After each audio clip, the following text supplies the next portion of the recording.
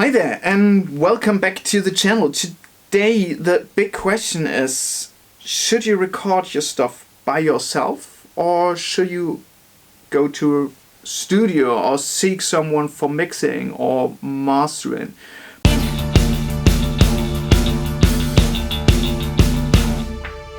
Before I discuss and elaborate all that, please make sure to hit that subscribe button, leave a like and leave a comment. Also, if you like to support me a bit more, there's a buy me a coffee link in the description down below. Yeah, let's get to it. As I'm running a recording studio and doing mixing for a living, I think you expect me to say, well, obviously you need a professional recording studio to do proper recordings and to do proper songs. But I think I say no. You don't need to go into a professional studio to do professional music or to have a result which is professional. I mean, it depends. Let's say you're doing singer-songwriter music. Then, well, yeah, you can record that in your bedroom and it will probably be fine. I have the better acoustics in the tracking room? Yes. I have better microphones and better preamps? Probably. Does it make a difference? Can't tell. And let's say you're an alternative rock band and you have a rehearsal space where you can track like 12 tracks at a time. Should you go to a studio for a week or something to record an EP? Not really. I mean, do I have a better sounding tracking room? Well, probably. Do I have more mics to choose from for your singer and for the drum kit? Well, yeah, probably. But will it sound that different if I mic the drum cabinets or not? I don't know. So here's the funny thing. I run this studio because I didn't want to pay for studio time. That's why I started being a recording engineer and the mixing engineer, because I didn't want to pay for the mixes and the recordings, and yeah, sometimes I thought I could do better. So I tried to do better, and don't know if I succeeded yet, but that's on you.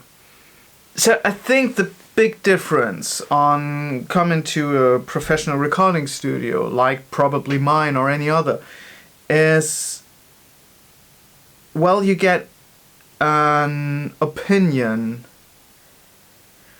from someone doing a lot of music. So I've done so many genres and I recorded so many bands and solo artists and whatever. I've seen so much and I solved so many problems. So I have so much of experience that you can't get by just recording your own band.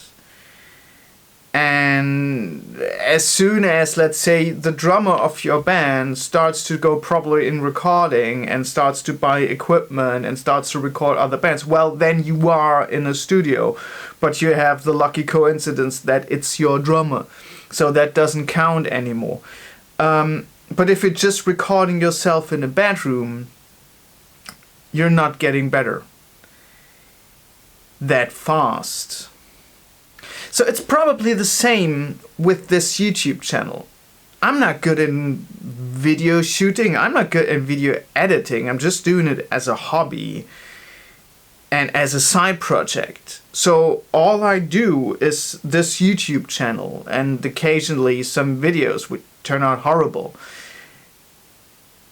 And they're good enough, I think.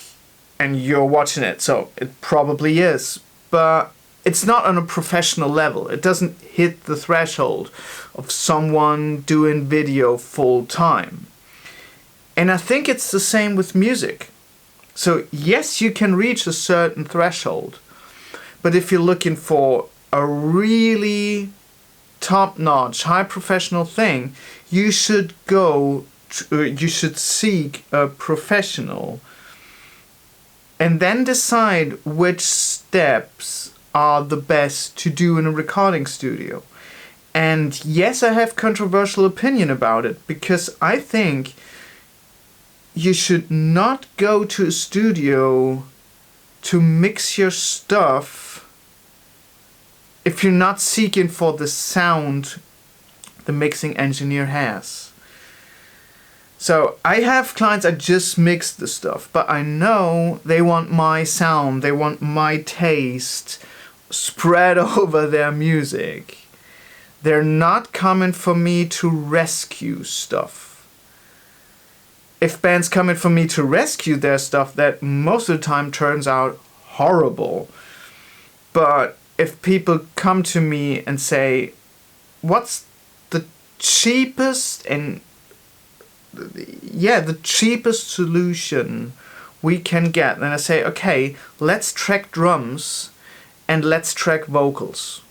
Because drums, I have the treated room, I have a collection of mics, and vocals, because yes, I have proper mics by Neumann and stuff, and a Neve preamp, but even more, I have the experience of recording emotions, and I know how to treat musicians and singer, because I did this like a million times.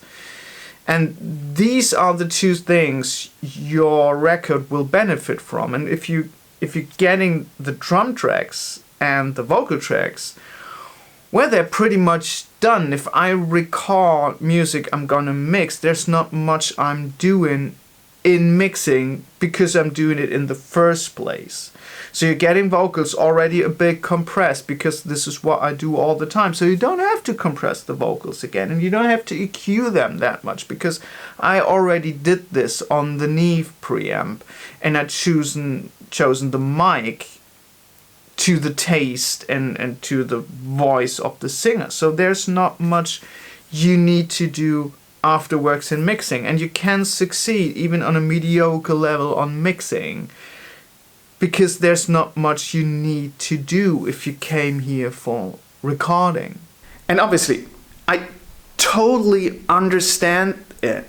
After COVID, after all this shit, money is so tight in the industry. I totally get it if bands say, we can't afford a week in a studio. This is totally fine. So I think there are so many awesome solutions out there, starting with virtual guitar amps, starting with virtual drums and stuff. I mean, it's always better to have a proper drummer playing on your track and have amps screaming. But you can get around this and no one will notice. But the experience of someone doing music full time, having an opinion about music, is something you can benefit from. And especially if it comes to fragile music. So I did a record for a singer-songwriter the other day. I'm currently mixing, and so he was here and we just sound checked. And what we did while sound checking was, I realized, okay, I know where he's going, but I don't like it that much. And we changed stuff in his sound, and afterwards he said he was so he appreciated my input, because that was something that he never thought about, because he listened to himself so often and was so stuck in his sound, which was not only the sound coming out of his instruments, but the stuff his head made out of this sound. So it wasn't even the sound that's actually in the room, but something his mind changed from that sound. I hope you know what I mean. So I heard this the first time and I was like, oh, we need to change stuff. And afterward he said, yes, that's exactly what I wanted. And then in mixing, I know what he wanted. I tried to deliver this emotional journey in the mix. And this is something that you only can do if you're doing this unconsciously. I'm not thinking about mic choices in terms of, oh, I know the frequency response of that microphone. I don't know the frequency response of any of my microphone, but I know what they do because I tried them on hundreds of records.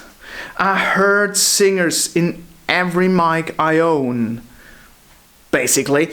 And so I know when I hear something is wrong or off or could be better, I know which mic to choose or which preamp to switch to get the sound that I think the musician wants.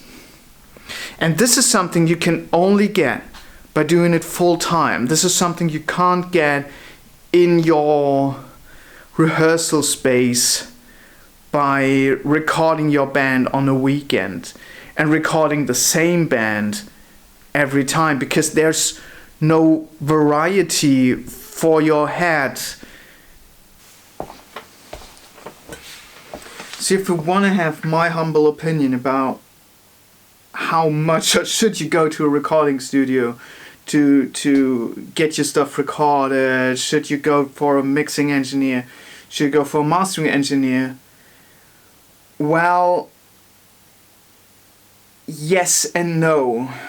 So I'd say go to someone you trust, or try to find someone you trust. I mean, I have a lot of people coming here talking to me and then I never hear from them again, which is fine. Yeah, try to find someone you trust and then talk to them about your budget, what your goals are, and then try to find a solution. I think mixing, letting someone mix your stuff, isn't the best way if you're a bit experienced in audio.